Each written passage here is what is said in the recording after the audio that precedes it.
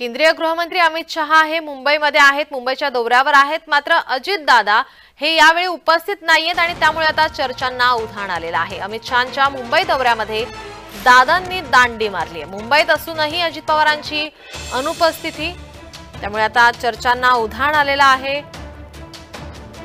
अमित शहा यांनी लालबागच्या राजाचं दर्शन घेतलेलं आहे,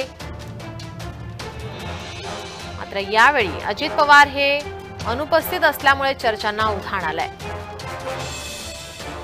आपले प्रतिनिधी रोहन कदम आपल्यासोबत फोन लाईन वरून जोडलेले आहेत। रोहन, काय अधिकची माहिती?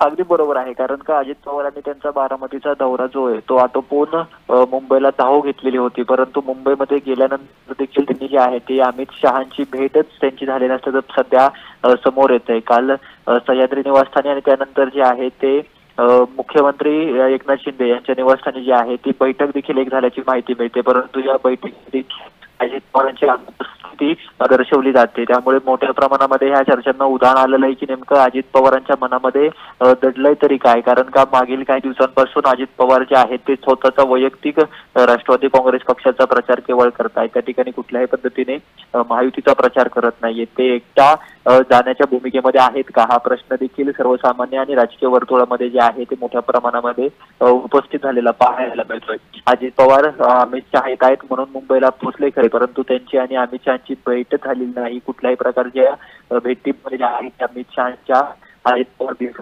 अजित पवारांमध्ये कुठेतरी नाराजी आहे का, आगामी निवडणुकीच्या अनुषंगाने हा सगळा दौरा अमित शहांचा होतो। विधानसभेच्या निवडणुकीच्या पार्श्वभूमीवरती या सगळ्या बैठका ज्या आहेत त्या अमित शहांकडून घेतल्या जात आहेत, रणनीती आखली जाते आणि यामध्येच अजित पवारांची अनुपस्थिती असल्यामुळे मोठ्या प्रमाणामध्ये राजकीय चर्चांना उधाण आलंय।